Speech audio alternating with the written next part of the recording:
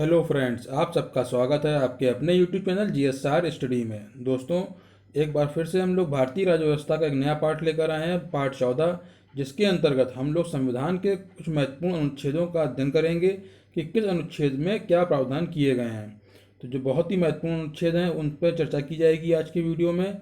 तो चलिए चलते हैं अपने क्वेश्चंस की तरफ। तो दोस्तों, वीडियो को अंत तक देखिएगा, ये बहुत ही इंपॉर्टेंट है क्योंकि एग्जाम्स में इंडियन पॉलिटी में जब थोड़ा टफ क्वेश्चन बनाना होता है तो वो सीधे अनुच्छेद के बारे में बात करते हैं एग्जामिनर। ठीक है, तो पहला क्वेश्चन कह रहा है, किस अनुच्छेद में यह घोषणा की गई है कि भारत राज्यों का संघ है। तो दोस्तों, भारतीय संविधान में अनुच्छेद 1 जो है उसमें ये घोषणा की गई है कि भारत जो है वो राज्यों का संघ है। ऑप्शन नंबर 1 इसका राइट आंसर है, अनुच्छेद 1। अगला क्वेश्चन देखते हैं, किस अनुच्छेद के कारण संसद जो है वो विधि द्वारा नए राज्य बना सकती है तथा पहले से अवस्थित राज्यों के क्षेत्रों, सीमाओं व नामों में परिवर्तन कर सकती है। दोस्तों, यह क्वेश्चन कह रहा है कि संसद को यह अधिकार किस अनुच्छेद के द्वारा दिया गया है कि वो नए राज्यों का गठन कर सकती है तथा जो राज्य पहले से ही बने हुए हैं उनको उनके क्षेत्रों में, सीमाओं में या नामों में परिवर्तन कर सकती है। ये अधिकार उसको किस अनुच्छेद के द्वारा दिए गए हैं।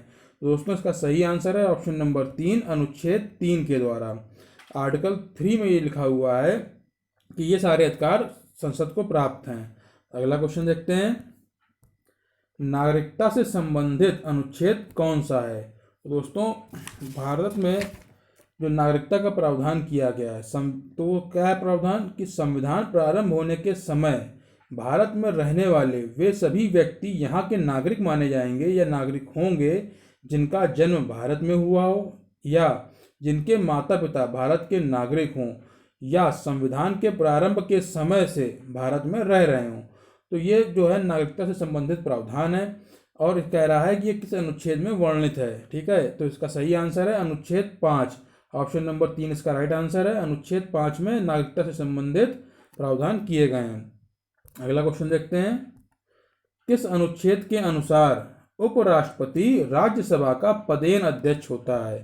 तो दोस्तों, उपराष्ट्रपति जो है राज्यसभा का पदेन अध्यक्ष होता है किस अनुच्छेद के अकॉर्डिंग, अनुच्छेद 64। ऑप्शन नंबर 4 इसका राइट आंसर है। आर्टिकल 64 में ये कहा गया है कि जो राज्यसभा का अध्यक्ष होगा वो सदैव उपराष्ट्रपति ही होगा दोस्तों। ठीक है, अगला क्वेश्चन देखते हैं, किस अनुच्छेद में मंत्रिपरिषद की व्यवस्था की गई है जिसके शीर्ष पर प्रधानमंत्री रहेगा जो कि राष्ट्रपति की सहायता के लिए होगी। यानी दोस्तों, मंत्रिपरिषद की व्यवस्था की गई है राष्ट्रपति की सहायता के लिए और जिसके शीर्ष पर प्रधानमंत्री रहेगा। तो ये किस अनुच्छेद में कहा गया है दोस्तों, तो ये कहा गया है अनुच्छेद 74 में, आर्टिकल 74। ऑप्शन नंबर 2 इसका राइट आंसर है। दोस्तों, जो राष्ट्रपति होता है, ठीक है, उसकी सहायता के लिए ही मंत्रिपरिषद का गठन किया जाता है, जो लोकसभा में बैठते हैं सदस्य, ठीक है, उनको मिलाकर। और इस मंत्रिपरिषद के शीर्ष पर प्रधानमंत्री रहता है जो किसकी सहायता के लिए होता है, राष्ट्रपति की सहायता के लिए। अगला क्वेश्चन देखते हैं, महान्यायवादी की नियुक्ति का अधिकार राष्ट्रपति को कौन सा अनुच्छेद देता है। तो दोस्तों, जैसा कि हमको पता है, पिछले वीडियो में उन्होंने डिस्कस किया था कि महान्यायवादी की नियुक्ति कौन करता है, राष्ट्रपति करता है। तो राष्ट्रपति को महान्यायवादी की नियुक्ति का अधिकार किस अनुच्छेद के द्वारा प्राप्त होता है दोस्तों, अनुच्छेद 76 के द्वारा। ऑप्शन नंबर 3 इसका राइट आंसर है। आर्टिकल 76 में राष्ट्रपति को यह अधिकार प्राप्त है कि वो महान्यायवादी की नियुक्ति कर सकता है। अगला क्वेश्चन देखते हैं, संसद के संयुक्त सत्र अधिवेशन का प्रावधान किस अनुच्छेद में है। दोस्तों, ये क्वेश्चन एग्जाम में कई बार पूछा गया है, इसको मोस्ट इंपॉर्टेंट की श्रेणी में रख लीजिए और इसको अच्छे से याद कर लीजिएगा कि संसद के संयुक्त अधिवेशन का प्रावधान कौन बुलाता है। संसद का संयुक्त अधिवेशन तो राष्ट्रपति के द्वारा बुलाया जाता है संसद का संयुक्त अधिवेशन, और इसको ये शक्ति राष्ट्रपति को किस अनुच्छेद के द्वारा मिलती है, अनुच्छेद 108 के द्वारा। ऑप्शन नंबर 1 इसका राइट आंसर है, आर्टिकल 108 जो है उसके द्वारा ये प्रावधान किया गया है। अगला क्वेश्चन देखते हैं, किस अनुच्छेद में धन विधेयक को परिभाषित किया गया है। तो दोस्तों, अनुच्छेद 110 में धन विधेयक को परिभाषित किया गया है। आर्टिकल 110 में धन विधेयक को परिभाषित किया गया है। ऑप्शन नंबर 2 इसका राइट आंसर है। अगला क्वेश्चन देखते हैं, संसद के अवकाश की स्थिति में दोस्तों यहाँ जो टर्म लिखा हुआ है संसद के अवकाश की स्थिति में, इसका मतलब ये है कि जब संसद का कोई सत्र नहीं चल रहा होता है, यानी संसद के सत्र नहीं चलने की स्थिति में राष्ट्रपति को अध्यादेश जारी करने का अधिकार किस अनुच्छेद में दिया गया है। तो दोस्तों इसका सही आंसर है ऑप्शन नंबर 3, अनुच्छेद 123 में ये अधिकार राष्ट्रपति को प्राप्त है। अगर संसद का सत्र नहीं चल रहा है, ठीक है, वो अवकाश की स्थिति में है, तो राष्ट्रपति को यह अधिकार है कि वो कोई भी अध्यादेश जारी कर सकता है, ठीक है, और ऐसा कहा गया है अनुच्छेद 123 में। अगला क्वेश्चन देखते हैं, किस अनुच्छेद में सर्वोच्च न्यायालय के गठन का वर्णन है। तो दोस्तों जो भारत में सुप्रीम कोर्ट है, ठीक है, उसके गठन का वर्णन किस अनुच्छेद में किया गया है या प्रावधान किया गया है, तो अनुच्छेद 124 में किया गया है। ऑप्शन नंबर 4 इसका राइट आंसर है, आर्टिकल 124। अगला क्वेश्चन देखते हैं, राष्ट्रपति को नियंत्रक एवं महालेखा परीक्षक की नियुक्ति का अधिकार किस अनुच्छेद से प्राप्त होता है। तो दोस्तों जो नियंत्रक एवं महालेखा परीक्षक है, ठीक है, उसकी नियुक्ति कौन करता है, राष्ट्रपति करता है, ठीक है, जैसा कि हम लोगों ने पिछले वीडियो में देखा है, पढ़ा है उसके बारे में, ठीक है।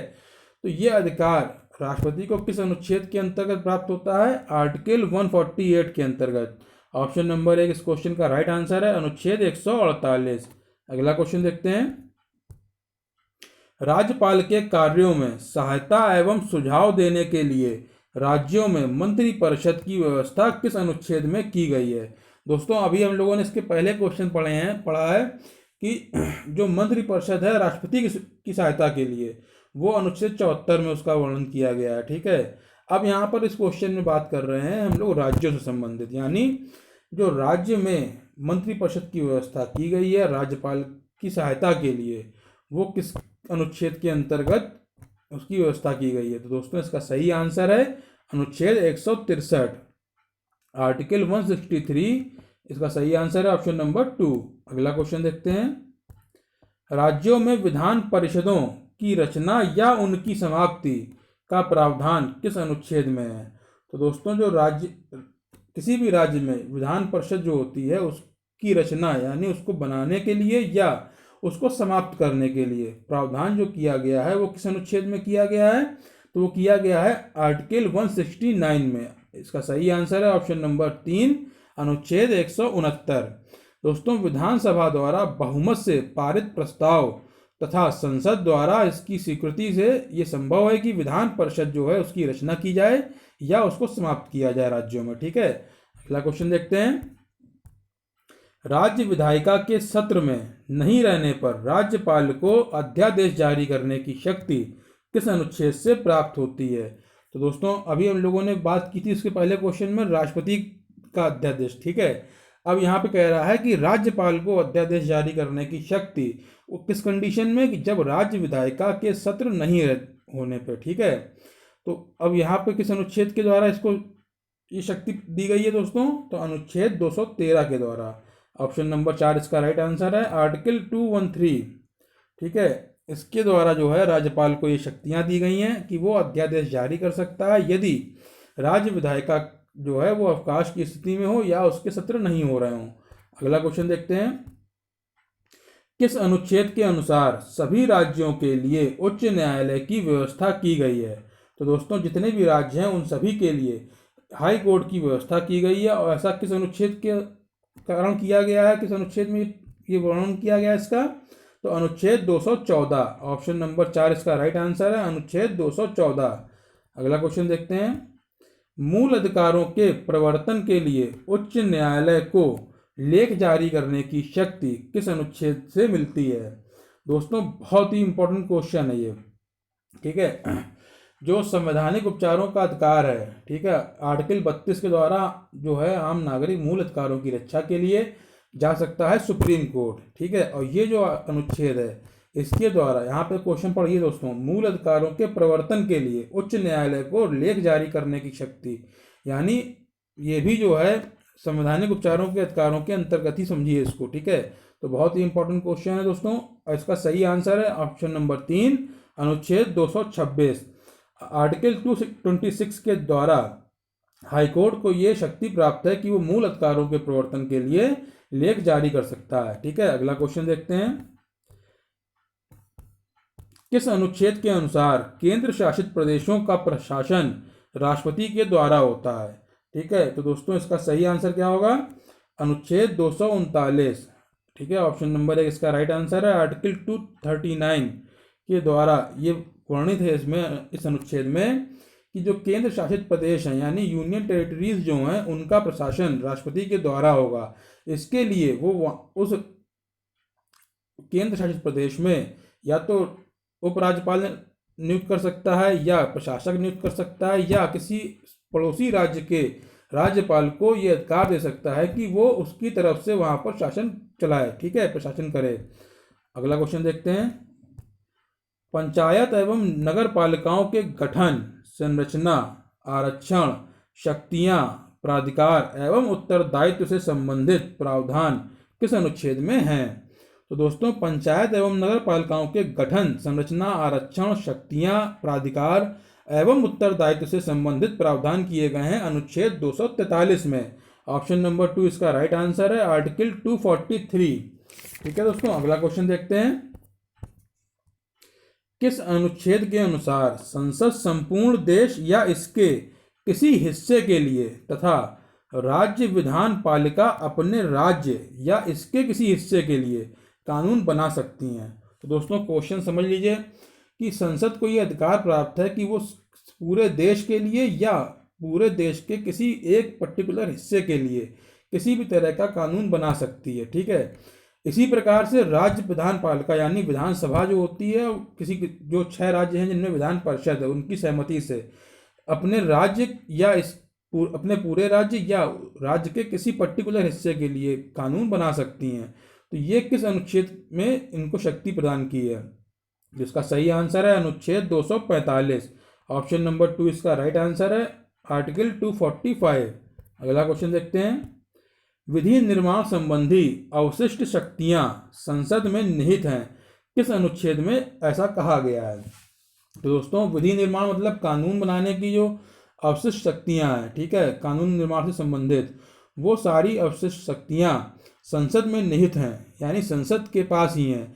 ऐसा किस अनुच्छेद में कहा गया है? तो इसका सही आंसर है अनुच्छेद 248। ऑप्शन नंबर 3 एकदम राइट आंसर है, आर्टिकल 248। अगला क्वेश्चन देखते हैं।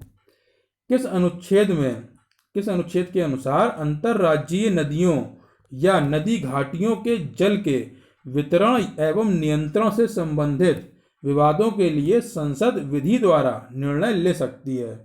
तो दोस्तों जो अंतर्राज्यीय नदियां होती हैं जो एक राज्य से क्रॉस करके दूसरे राज्य की सीमाओं को पार करती हैं, ठीक है, या ऐसी नदी घाटियों के जल वितरण एवं नियंत्रण से संबंधित विवाद जो होते हैं, ठीक है। अब मान लीजिए कि जैसे हरियाणा और दिल्ली में विवाद चला करता है कि वहाँ से पानी हम छोड़ेंगे या नहीं छोड़ेंगे, जो नदी बह के आ रही है, ठीक है, यमुना जी या और कोई नदी जो है, या हमने एक्स्ट्रा पानी छोड़ दिया तो भी दिक्कत है दूसरे राज्य को। तो ऐसे जो विवाद होते हैं इनके लिए संसद विधि द्वारा यानी कानून द्वारा निर्णय कर सकती है। तो ऐसा किस अनुच्छेद में कहा गया है दोस्तों, ठीक है, या किस अनुच्छेद से संसद को ये शक्ति प्राप्त है? तो इसका सही आंसर है अनुच्छेद 262। ऑप्शन नंबर 4 इसका राइट आंसर है, आर्टिकल 262। तो दोस्तों जो महत्वपूर्ण अनुच्छेद हम लोग डिस्कस कर रहे हैं उसको हम लोग आज की वीडियो में ही समाप्त करते हैं। इसका एक पार्ट और आएगा जिसमें कुछ और महत्वपूर्ण अनुच्छेदों को पे हम लोग चर्चा करेंगे।